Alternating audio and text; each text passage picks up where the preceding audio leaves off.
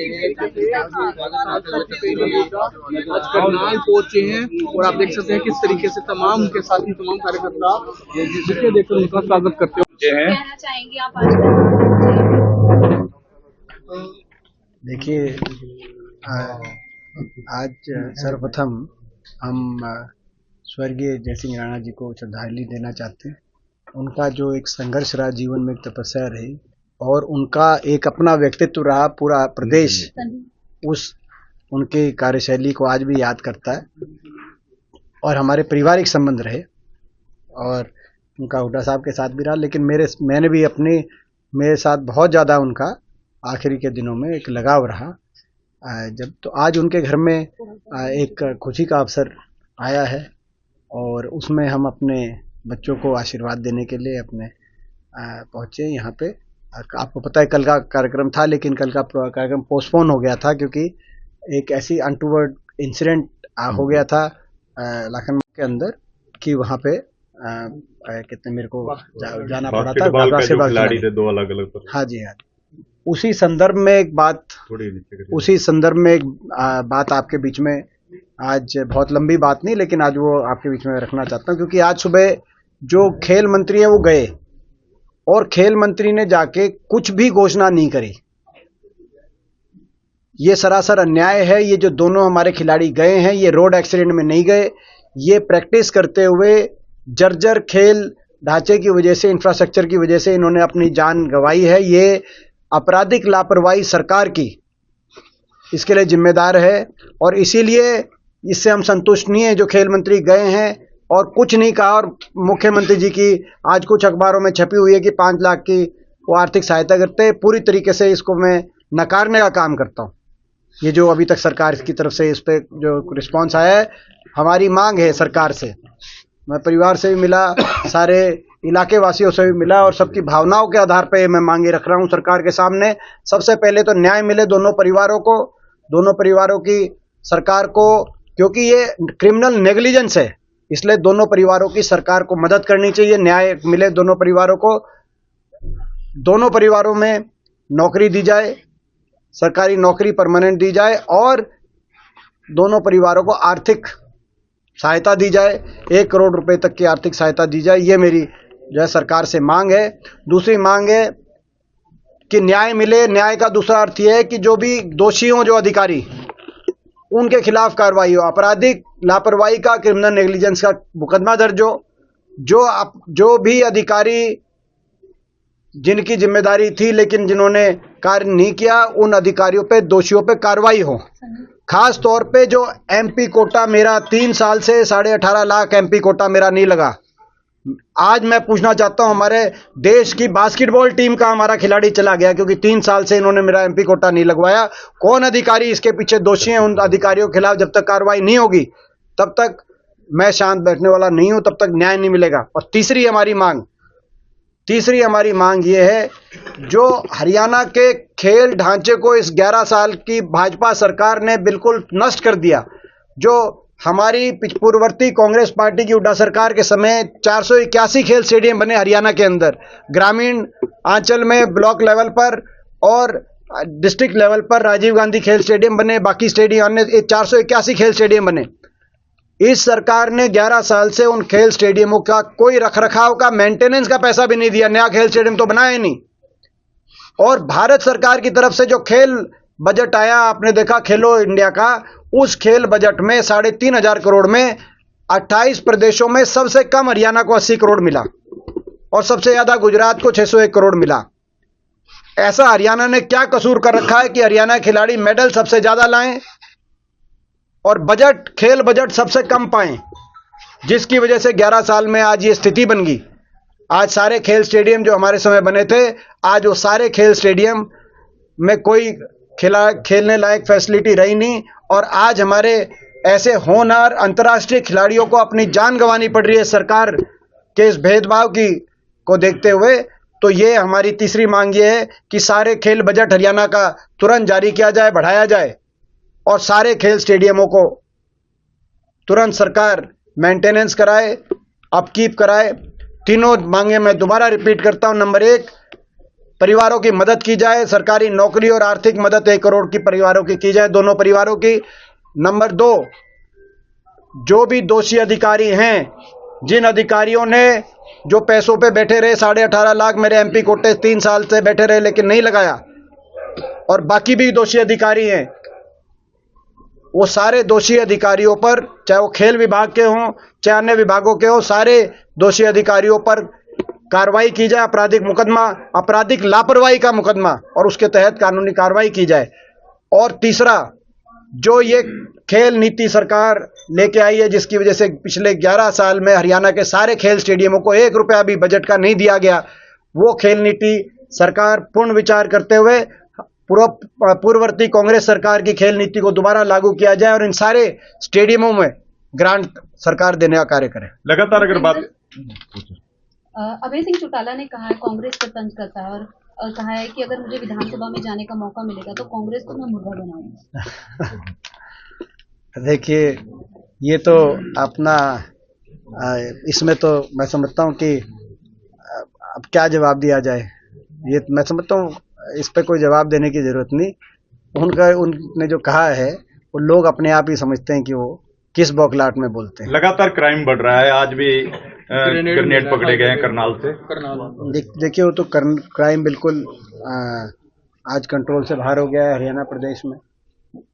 बड़े चिंता की बात है, यहाँ तक कि आज बड़े बड़े आतंकवादी हमलों का जो देश पे किए जा रहे हैं उसके तार हरियाणा से जुड़े हुए दिखाई देते हैं। ये हरियाणा की सरकार यानी कि कितनी कानून व्यवस्था को काबू पाने में पूरी तरह विफल सरकार साबित हुई है। एडीजीपी एसआई रैंक के अधिकारी सुसाइड कर रहे हैं, 80 से ज्यादा गैंगस्टर्स आज फिरौतियों के कॉल आ रहे हैं, और लाल किले जैसे बड़े बड़े आतंकवादी हमलों की कहीं ना कहीं तार हरियाणा से जुड़े। तो हरियाणा पूरी तरीके से कानून व्यवस्था ठप है हरियाणा के अंदर, और सरकार कोई इस पर कंट्रोल नहीं है। धान घोटाले को लेकर लगातार करनाल में आज एक और बात आई है, आज एक और बात, धान घोटाला बहुत बड़ा घोटाला, पहले तो इस पे आए हम।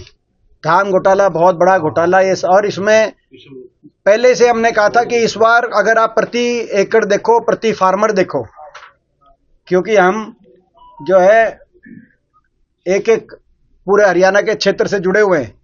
इस बार आप किसी से पूछो, सारे कहेंगे पैदावार कम हुई है, कोई बारिश ज्यादा थी, लेकिन खरीद रिकॉर्ड हुई, आज तक की सबसे ज्यादा खरीद हुई।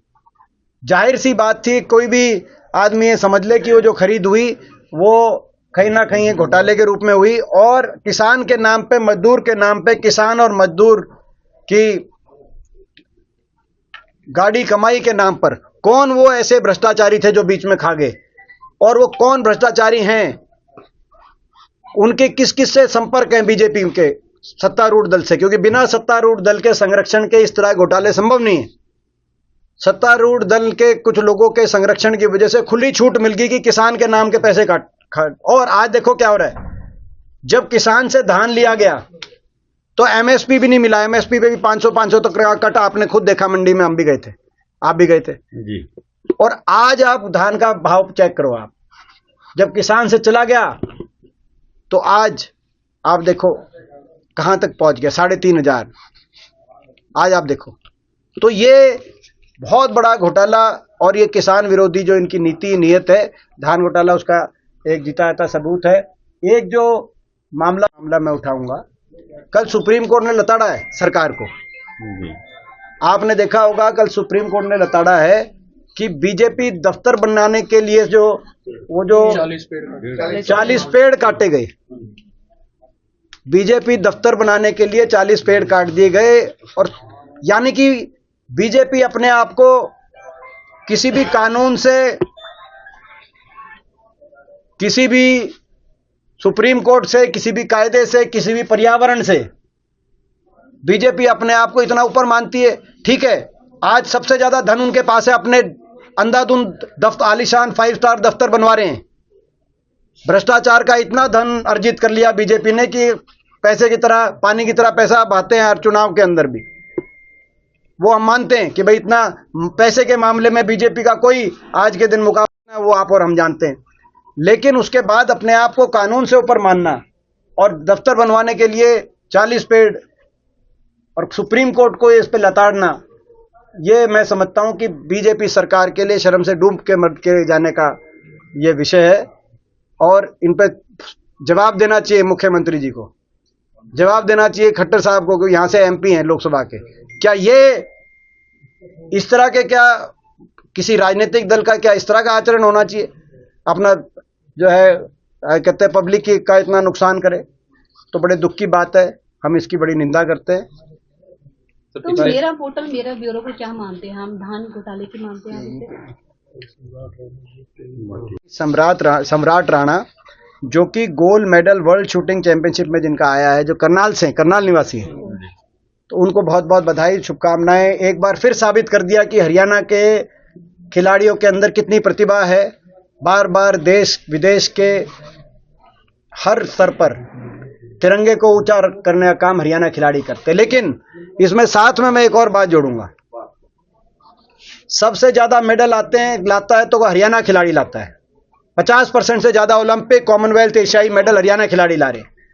और 28 प्रदेशों में सबसे कम बजट हरियाणा को दिया गया, जो मैंने संसद में भी बात उठाई, जिसका खामियाजा आज हमारे खिलाड़ियों को भुगतना पड़ रहा है। इंफ्रास्ट्रक्चर कैसा जर्जर है, खिलाड़ियों की जान भी गंवानी पड़ रही है। आप इस बात का जवाब नायब सैनी जी को देना चाहिए, खट्टर साहब को देना चाहिए कि ऐसा क्यों है। और साथ में कॉमनवेल्थ खेल हुए, हम बड़ा बहुत ही हमें आज खुशी है। और एक देशभक्त होने के नाते हमें गर्व है कि कॉमनवेल्थ खेल हरियाणा देश में, भारत में कॉमनवेल्थ खेल हो रहे हैं। लेकिन एक तरफ तो देशभक्त होने के नाते हमें गर्व है कि कॉमनवेल्थ खेलों का आयोजन भारत करेगा। दूसरी ओर भारत सरकार का यह फैसला कि 28 प्रदेशों में कॉमनवेल्थ खेल की मेजबानी प्रदेश गुजरात होगा, उस फैसले को जब मैं देखता हूं तो किस मन से मैं गुजरात की मेजबानी के इस फैसले पर, जो मेजबान प्रदेश का चयन गुजरात का किया 28 प्रदेशों में भारत सरकार ने, खुशी व्यक्त करूं। क्योंकि आप देखो नेशनल गेम्स में एक तरफ हरियाणा नंबर 1 पे था नेशनल गेम्स में, और आप बाकी प्रदेशों के देखो, मैं केवल गुजरात या किसी और प्रदेश के नहीं कह रहा, गुजरात का क्या पदक तालिका में नंबर था, आप खुद ही जाके आप चेक करें।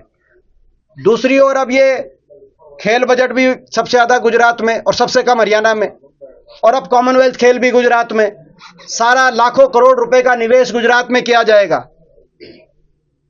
अगर वो खेल इंफ्रास्ट्रक्चर और खेल ढांचे पे या तो राष्ट्रीय राजधानी या खेलों की राजधानी माना जाने वाला हरियाणा, अगर यहां पे अगर मेजबानी का अवसर मिलता, मेरिट पे फैसला होता, ये मेरिट थी जो ये बीजेपी वाले मेरिट की बात करते। गुजरात का नाम 28 प्रदेशों में कॉमनवेल्थ की मेजबानी में किस पर्ची से निकला, मैं पूछना चाहता हूं। मेरिट थी हरियाणा की, और हरियाणा में अगर ये लाखों करोड़ रुपए का खेल इंफ्रास्ट्रक्चर, खेल ढांचे पे अगर खर्च किया जाता, तो आज जो 50% देश के मेडल जो प्रदेश लाता है हरियाणा, कल को और भी लाता और देश का नाम रोशन होता, देश का तिरंगा ऊपर जाता, राष्ट्र गान दुनिया की कानों तक उसकी गूंज पहुंचती, देश के मेडल बढ़ते। तो देश की सरकार को राजधर्म का पालन किया जाना चाहिए था सरकार द्वारा, और इस बात पे सोचा जाना चाहिए था कि कहीं ना कहीं खेल बजट में भी हरियाणा प्रदेश का या हक जितना बनता है उतना मिले, और कहीं ना कहीं इस तरह की अंतर्राष्ट्रीय मेजबानी का जब अवसर मिले तो उस मेजबानी के अवसर में भी हरियाणा प्रदेश को पूरी तरीके से अनदेखी नहीं की जाए। कई ऐसे क्षेत्र हैं जहां पे दूसरे प्रदेश आगे, उनमें हम नहीं कहते, लेकिन कम से कम खेल की जहां तक बात आई थी, खेलों में हरियाणा को इस तरीके से हरियाणा की अनदेखी करना, और उसके बाद नायब सैनी जी सबसे पहले स्वागत कर रहे हैं जब ये फैसला आया कि भाई कहते हैं अहमदाबाद में हुआ, बड़ी खुशी है, भारत में है, इस बात की खुशी हमें सबसे ज्यादा है और हमें गर्व है, ये कहो। लेकिन कम से कम 28 प्रदेशों में जब गुजरात को मौका मिल रहा है मेजबानी का, तो कहीं ना कहीं हरियाणा को भी उसमें शामिल किया जाए। पीएम और सीएम की फोटो पे कागज पोती गई है कांग्रेस द्वारा, और कई पकड़े भी गए हैं, कार्रवाई भी हुई है, इस पे क्या कुछ कहना चाहिए? देखिए, जो है अपना जो जहां तक आप युवा कांग्रेस की आप ये बात कह रहे हैं कि युवा कांग्रेस के कई जो हमारे ऐसे कार्यकर्ता रहे थे जो आक्रोशित, जिन्होंने होकर इस तरह का, तो जो युवा कांग्रेस के उनको मगर पुलिस द्वारा जो प्रताड़ित किया गया है,